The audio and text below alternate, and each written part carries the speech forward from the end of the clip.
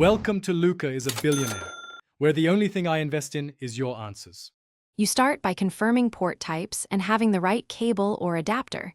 This prevents delays and signal problems. Plug the external monitor into power first, then connect the cable to the monitor and the MacBook Air. Once done, open System Settings because Mac OS must detect the display. This step helps you avoid mirrored outputs when you want extended space. Make sure the MacBook lid is open during initial detection, so the GPU and display sensor behave predictably.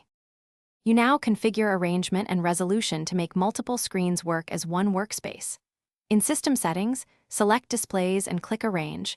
Drag the blue rectangles to match your desk so the cursor moves naturally. Then pick a primary display by dragging the white menu bar. This controls where apps open. Next, set scaling or resolution so text and windows are the right size. Lower resolution gives more space but uses more GPU, so balance clarity versus performance. You finish by customizing behavior and handling common issues so the setup stays reliable. Enable night shift or color calibration if needed, and arrange mission control hot corners for quick window moves. If a monitor flickers or isn't detected, disconnect and reconnect cables, try a different port or adapter, restart the Mac, and check for Mac OS updates.